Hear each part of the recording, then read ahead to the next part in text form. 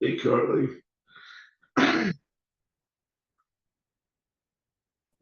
Hello, Daniel.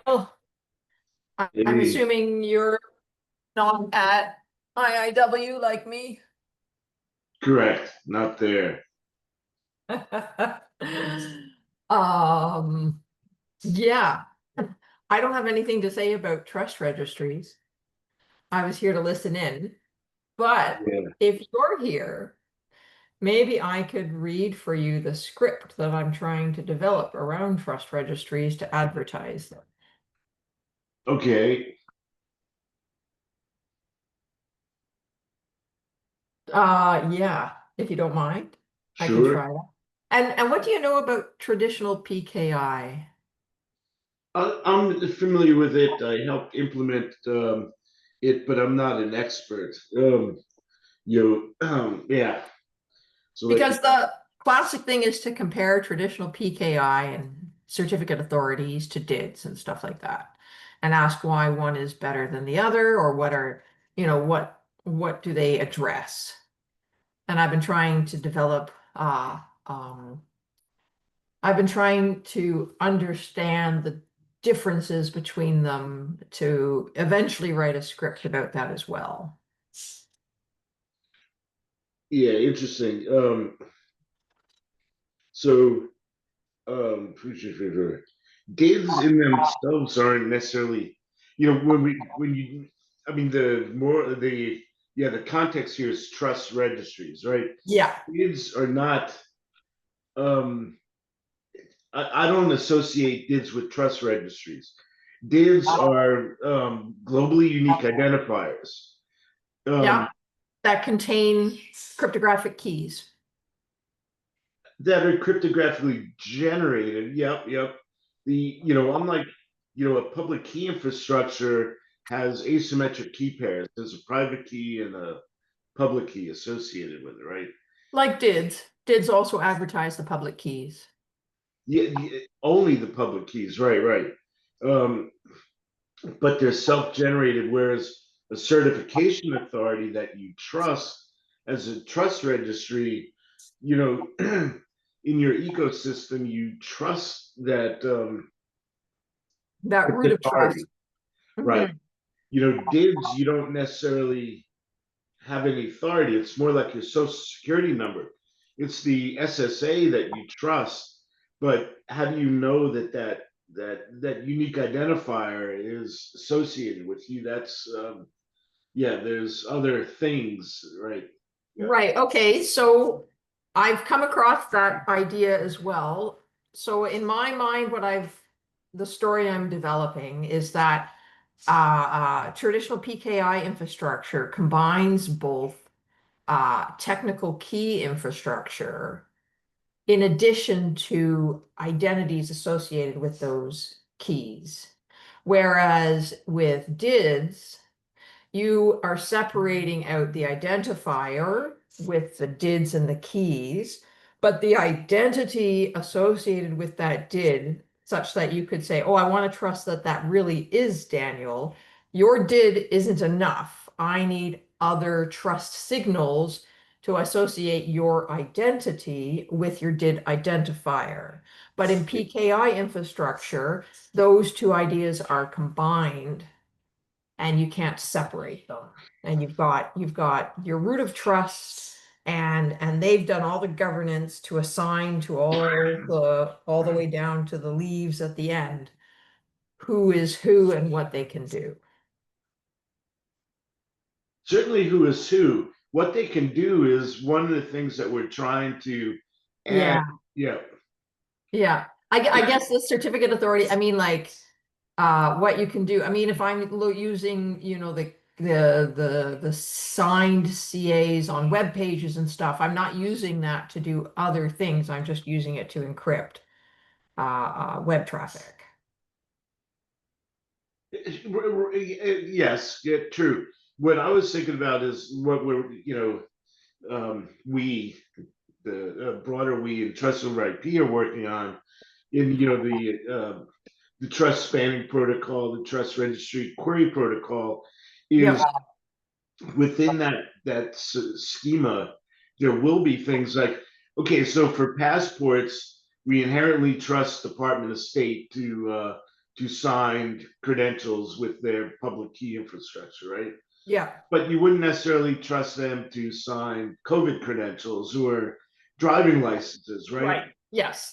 So we're trying to build that into the trust protocol, trust Yeah, vetting protocol that, what level of assurance do we trust this entity to issue what type of yeah. credentials, right? As Anyhow, your ecosystem needs to define the capabilities of the members of the ecosystem and then grant different capabilities to different uh, identities, which are bound to identifiers. right. So I just was mentioning that because in traditional public key infrastructure, it's pretty much binary. You're either trusted by You're this, in, yeah, you're or in. you're out, right? Um, Okay. and that it certainly has been for issuance. I mean, yeah, trusted issuers. Um, we're also using these trust registries for two more things these days. Um, that there's the revocation list, which Yep. was in the blockchain world proved very difficult and with the accumulators and all that and time consuming and not scalable. So Yep. basically, what like the EU is doing is publishing basically a revocation list as well. Right. So that, Okay. right. So these trust lists are trusted good and trusted revoked credentials, right? Yes. Yeah. Yeah. Yeah. Okay. The final dimension that I'm aware of in working with mobile driving licenses, we want a so in MDL vocabulary, it's called a VICAL, right? The Verified Issuer Certification Authority list. Well, Okay. they're contemplating a RICAL. How do you trust readers? If you're, right now, Right. right, who's able to read MDLs like TSA? Well, Yeah. TSA, they're there, they got uniforms and guns on, so you kind of trust them a bit.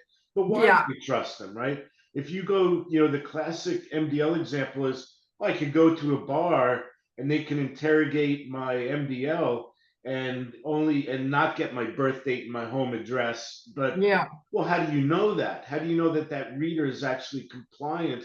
Yeah. Right. Anyhow, Yeah. so there's this concept of a public key infrastructure trusted list certification authority for readers as well as Yeah. issuers. Yeah. Okay.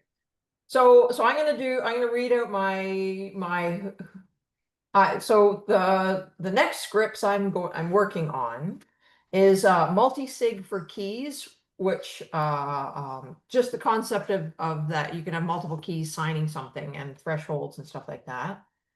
The idea of key pre-rotation, a very short one about what a did service endpoint is, which is also not present in PKI traditional infrastructure. Where do you store private keys to talk about just he introduced the concept that you need wallets for keys. Um, and then hybrid storage and social recovery for private keys, because people are like, what happens if I lose my key? And so at least I present the idea that there are, you could put a save key and split it amongst your friends and say three of my five friends need to help me recover my master key or my wallet or whatever. So then the other script I have, so I'll read this. Whose did is it anyway? So here we go. Decentralized identifiers, or DIDs, contain public keys linked to the subject of a DID document. These keys let the subject prove who they are, sign credentials, and verify claims. Now, imagine Alice says she has a degree from Acme University. She shows you a signed credential to prove it. But how do you know she's really educated Alice and not duplicitous Alice with a fake credential? You start by checking the credential signature. It points to the issuer's DID, Acme University. You resolve that DID, retrieve the DID document, and verify the signature using the public key listed here. Here's the problem. Both educated Alice and duplicitous Alice might present credentials that are technically valid, each signed by a different DID claiming to be Acme University. So which one is real? That's where governance comes in. DIDs themselves don't express human or institutional trust. They only prove key control. To know who actually owns a DID, we need to look beyond cryptography. Enter trust registries. A trust registry is where governance-based trust meets technical trust. It lists DIDs that have been verified or endorsed by a recognized authority, like an education network, government, or standards body. So Acme University's true DID will appear in trusted registries referenced by others, while a fake or duplicitous DID will not.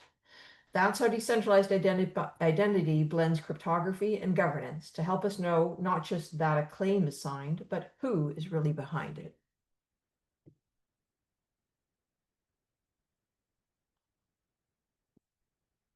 Oh, you're on mute. Yeah, I think that's really good.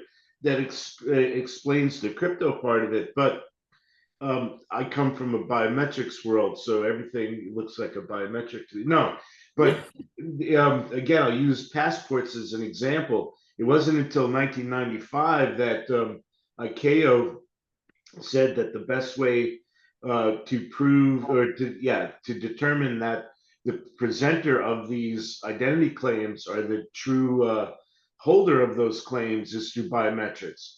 So Yeah, that's why they require a face in right. passports since 1995. So everything you said is exactly true, but you could be presenting my passport and it's totally legit. They look at the trust Yes, list and that's see a that good point. I don't have a binding between, so I have the binding between the governance authority and the DID, but yes, I'm not binding the DID to the individual, right, to the presenter of to the that, right. presenter. Yeah, So you're what you said is accurate. You could have a real verifiable credential or a fake verifiable credential, but I could be presenting your verifiable credential. And unless yeah, they do that binding check that the yeah, presenter is the true holder, and typically the best way to do that is through a biometric that's also part of your identity credential, yeah. then it kind of falls apart. EU is afraid of biometrics, so in their most of the member states are using PIN, to say, Right. yeah, But it could also be that you could bind it to a private key that I control. So if I want to give you my credential, I also have to give you my private key for you to fake being me. yes, ultimately right, and but again, this is what the um, the identity card in Estonia has been doing forever, right? So in order for me to vote, I use that card, which is a cryptographic machine. It's a smart card, Yep. and I enter a PIN so that I could release my public key to Right. say that Dan Right. just voted, right? Yeah. But it's PIN based. It's Yep. Yep. still I could have given you my PIN, and you could have because you paid me $500 so that you could vote. Yeah. So there's So no non-repudiation. It's not binding the true identity holder. Pins are not binding, right? yeah. Yep. Yep. And but biometrics, the number of times my phone does not recognize, no matter how many times I re-register a thumbprint or whatever. Like there is certainly the biometrics, like it becomes more and more invasive to become more and more secure, because I'm like, oh, thank God I have a pin backup on my phone, because otherwise I'd be locked out like continuously.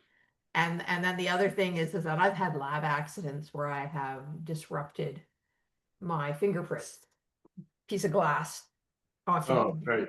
I did that with a table saw on my thumb. But yeah. Now you're not allowed to vote. you can do that like especially when I clean the oven, I get the sodium hydroxide, Oh and yeah. it basically turns your fat into soap and Yeah. your friction ridge is diminished. Well, I mean it's true. NIST did a study years ago that about 1% of the population um, does not have good friction ridges, on their fingers to do this, and they'll have difficulties. Now, some fingerprint sensors have gotten better over the years. But yeah, it's still a challenge. Facial recognition through AI has gotten much better. So, but it sounds like your phone still uses fingerprint recognition, right? Yeah, I haven't been comfortable putting on facial recognition. Yeah, Yeah. yeah. And then you get anyway, and then your facial profile ends up in mass surveillance databases, and you're unequivocally bound to all these other things that you have done. Yeah, I don't know. I don't have complete faith in these big companies, but if we believe what they say, they're not giving that information to the government, and they're not even storing that information. They're storing templates. But yeah, um, Yeah, yeah, yeah, it's probably better to err on the side of they're up to bad, no good, especially with this administration. But yeah, because you just need a change in government, and then all of a sudden you have the compelling of the state. So so it's a matter of degree. I don't think you need biometric binding in order to let me buy a drink in a bar. Like there are other signals as well. Do I look like I'm 18? Sorry, 21. And stuff like that. But that's a good point. I whose did is it anyway? I don't have enough room in this script here. I have to keep them one idea at a time, but I should add, gosh, I don't even know if I have much to say about that, about the binding of the did.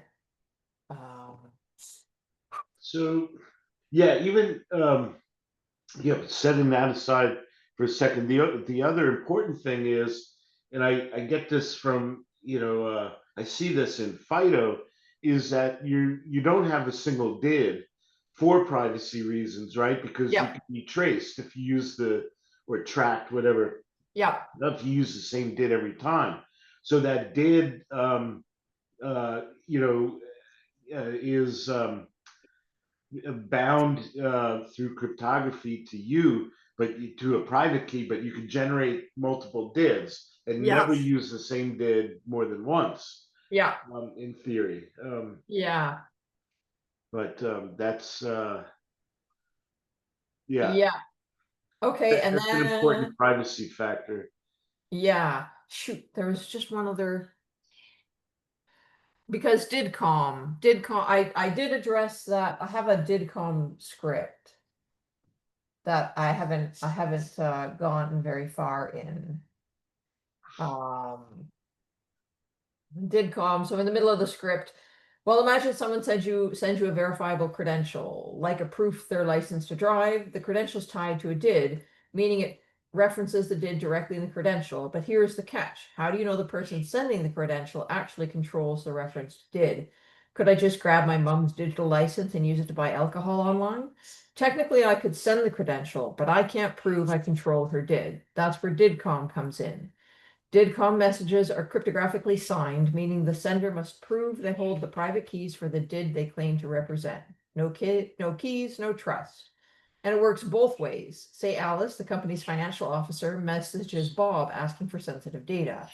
With DID-COM, Bob can verify that the message really came from Alice, not just someone pretending to be Alice. So that's that's that whole script and stuff like that is less further along. Right, right. Okay. Yeah. Um, yeah, so thank you for answering some of these PKI And questions. with DIDCOM, but the way that you prove it, you know, and Yeah. so with FIDO, um, you have to, the first interaction is a registration action. So when you, let's say it's for a bank, so you Yeah. register, you generate a DID basically, and then the next time you go to interact with it, you're generating a new DID, but because of the magic of public key cryptography, it answers your question. How do you know that you're still in control of your private key? Right, Because that did could only have been this new did could only have been generated with your private key. I believe that's the way didcom works as well. Because even right, in okay. didcom, you're never sharing the same did. You're sharing a did that cryptographically proves that you're in possession of the private key. Right, So I think right. that's the Or a way, proof. You're presenting a proof. right, a proof, right. Yeah. But it's not the same did is It, the right. yeah, okay. Because so I think how Fido worked was that then how I had it in the I do have a published video already about keys versus passwords. So I'd say passwords, they have to store your password, or if they're not crappy, they're storing a hash of your password. Sometimes they still store your password. Anyway, so then you have to send them their password, they compare it to what they know, and then you get in. But you're always broadcasting that password through the internet. Versus with keys, then. So with Fido, I generate a private public key pair, and I keep the private keys, and I send them, they store my public key. So then the next time I try and log in, they send me a challenge. So some kind of data structure that I have to encrypt with my private key. And then they decrypt it with the public key, verify that it's the same message they initially sent. And then I have authenticated that way. And then for did the different one, the thing is that my public key is in their hands. Right. And then if I want to rotate it, I don't even know if they have a way for me to rotate the keys. Probably I have to cancel what I've got and then recreate. Yeah, Uh, like re-register, yeah. yeah, but with DIDs, then instead of them, I again do the story of generating a public private key pair. I keep the private key. I put the public key in a DID. Yeah. And then I tell them, instead of giving them my public key, I say, my did is this. Go find my latest public key. So then when I log in, they send me, they again they challenge me. I encrypt it with my private key, send it back to them. They go and look up my public key in the did rather than from their own database, and then compare and verify that I am indeed the controller of the did because I control the private key that's listed in the did, and then I'm authenticated. Right, right. And so I think Yeah. that's the same kind of thing that Yeah, yeah. DIDCOM does. Right. Okay, yeah. I was just hung up on, the concept of sending the same did over and over again, right? Yeah, yeah, yeah. But then yeah, the chaining, yeah. Hmm. Because I know they always renegotiate now. I think uh what's the upgrade from DIDCOM? Trust spanning protocol. I think I'm not sure if DIDCOM does this, but trust spanning protocol, every message that is sent is encrypted with a new symmetric key. Okay. So they're constantly rotating keys because they're concerned that in post-quantum world that people will be able to decrypt a message, but they won't be able to decrypt the next message. So then it rather than having a whole conversation with one key, now every back and forth is a different key. So yeah, gosh, lots to learn. Yeah. Cool. Thank you for going over the script with me, and yeah, and I'll That's great stuff. Thanks. so yeah, the Bite Size Trust has all those other videos, so that's handy. Yep. Yep. Cool. Well, very good. All right. Well, thanks a lot. Thank you. All right, have a good one. Thanks, bye.